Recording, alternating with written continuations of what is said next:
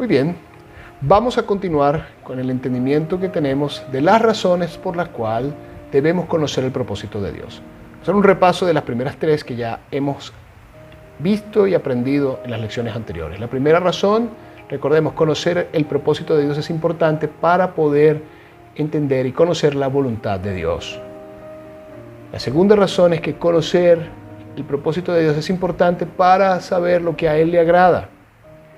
Y en tercer lugar, conocer el propósito de Dios nos permite acceder al diseño, al entendimiento de eso que fue diseñado y preestablecido por Dios desde el principio, para nosotros y para toda la creación.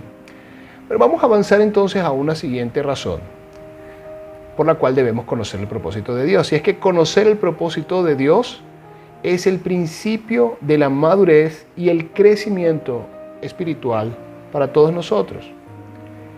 Segunda de Timoteo 1:9 dice lo siguiente: quien nos salvó y llamó con llamamiento santo, no conforme a nuestras obras, sino según el propósito suyo y la gracia que nos fue dada en Cristo Jesús antes de los tiempos de los siglos.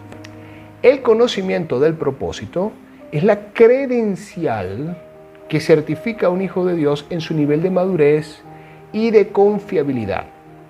Timoteo, para hablarles este ejemplo, Timoteo era un chico muy joven, era discípulo de Pablo, y cuando Pablo le encomendó ir a Éfeso, él le encomendó toda la iglesia. Él tenía que estar a cargo de toda la iglesia. Todos pueden verlo en 1 de Timoteo 4:12, cuando él lo alienta, porque él era muy joven. Le decía, ninguno tenga en poco tu juventud, le dijo. ¿Por qué? Porque siendo tan joven, él tenía que ser un ejemplo, no solamente para los jóvenes contemporáneos con él o los niños, sino también con los adultos, con los ancianos. ¿A qué se debe esto? Bueno, la razón por la cual Timoteo era ejemplo para todos ellos es porque él conocía desde muy pequeño el propósito de Dios, el propósito eterno y único de Dios y su llamado y función como parte del mismo. Cuando las personas no conocen el propósito de Dios, tratan de acercarse y agradar a Dios a través de formas y prácticas inspiradas en una constante búsqueda por llenar un vacío que produce precisamente la ignorancia del propósito en nuestra vida. Este vacío solo puede ser satisfecho mediante el conocimiento del propósito, pues eso nos hace formar parte de él, nos hace entender la razón de existencia. Vamos a ver entonces en esta lección algunas maneras en las cuales las personas tratan de agradar y acercarse a Dios cuando desconocen su verdadero propósito. Son ciertas características que las podemos clasificar. En primer lugar, vamos a avanzar y vamos a hablarles de los intelectuales. Los intelectuales son personas que usando la lógica, la razón y el intelecto, consideran que pueden entender y descubrir la razón de existencia del ser humano y de todas las cosas creadas. Para ellos, para los intelectuales, lo que no puede ser certificado, digámoslo de esa manera, científicamente, para ellos no existe, es desechable, eso no tiene sentido, es irrelevante. Ahora, la palabra de Dios dice en Romanos 1:22 acerca de los intelectuales, dice lo siguiente, que siendo o profesando ser sabios, se hicieron necios. ¿Por qué? Debido a que no entendieron el verdadero propósito de Dios con todas las cosas. Así como el fabricante de un artículo es el único que puede proveerte el entendimiento claro del propósito de una cosa, como lo hablábamos acerca de los teléfonos o de cualquier otro aparato que tengamos, de esa misma manera Dios es el único que nos puede garantizar el entendimiento del propósito para el cual fuimos creados. Vamos a seguir con las características de algunos personajes, ¿sí? De cómo esto identifica aquello que es el intento de llenar el vacío. Altruistas. Los altruistas son personas que están convencidas de que haciendo buenas obras y beneficencias a favor de los demás, están no solo entendiendo el propósito, sino que ellos creen que cumplen la voluntad de Dios a partir de estas cosas. Si bien el propósito de Dios es bueno, realmente tenemos que entender que el propósito de Dios, como ya lo hemos visto antes, no depende de obras humanas porque es un propósito eterno diseñado por Él. toda obra humana que no está alineada al propósito de Dios, entonces no le puede agradar. La palabra de Dios dice en Proverbios 14:12 lo siguiente, dice, hay caminos que al hombre le parecen derechos, pero su fin es camino de muerte. Fíjense, le puedo poner un ejemplo adicional a esto. Si yo tengo que reparar un automóvil, ¿sí?, pero no tengo los conocimientos para hacerlo, entonces debo investigar y aprender cómo hacerlo. Pero si en lugar de eso yo empiezo a aprender de ciclismo, de botánica, de otras cosas, simplemente yo voy a hacer cosas muy buenas de este lado, pero no voy a hacer lo que realmente necesito, que es a reparar automóviles.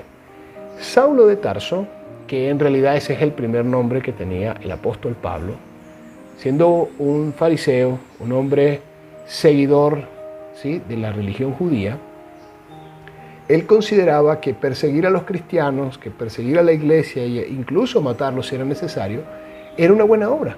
Él creía que eso era bueno porque defendía, o él creía que defendía, los estamentos de Dios. Él creía que estaba agradando a Dios con estas cosas que hacía.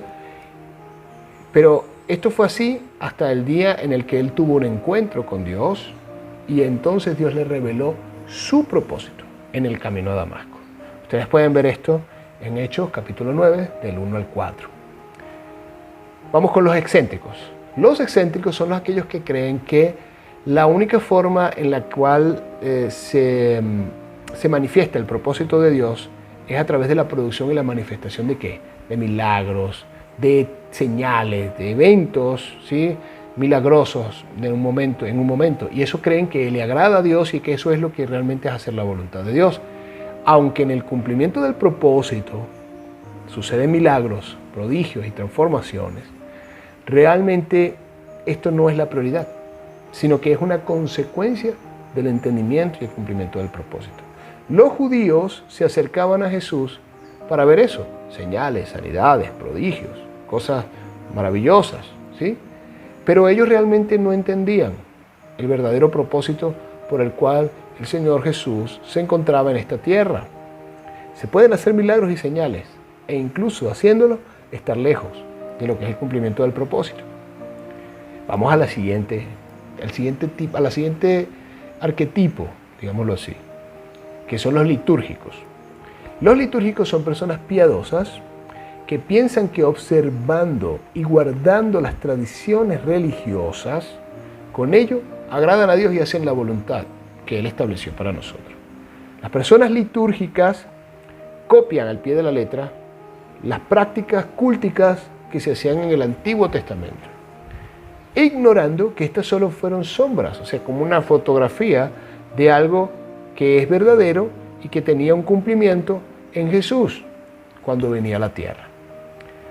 Son personas que no entienden esto y quedan allá atrás, entonces no son capaces de interpretar la realidad y la verdad del propósito manifiesto en Jesucristo. Por último, están los contemplativos. Los contemplativos son personas que, debido al desconocimiento del objetivo del propósito eterno, construyen una mentalidad escapista, desconociendo que son portadores de la luz y menospreciando con esa actitud la condición de tinieblas donde se encuentra el mundo. La Biblia dice que aunque nosotros no somos del mundo, somos la luz del mundo. El propósito de Dios no es del mundo. Cuando hablo del mundo, no estoy hablando del planeta Tierra, estoy hablando del sistema que gobierna a toda la humanidad en la actualidad. Bien, muchos hijos de Dios, con esta mentalidad escapista y contemplativa, ruegan desesperadamente a Dios ¿para qué? Para que los saque de la Tierra, que los saque del planeta. Jesús hizo una oración en el capítulo 17 del libro de Juan, en el Evangelio de Juan está escrito y decía: no ruego que los quites del mundo, sino que los guardes del mal. Entonces, nosotros, viendo cada uno de estos, la pregunta que nos deberíamos hacer es: ¿con cuál nos hemos identificado? ¿Somos altruistas? ¿Hemos sido excéntricos? ¿Litúrgicos? ¿Hemos sido intelectuales? ¿Hemos sido contemplativos?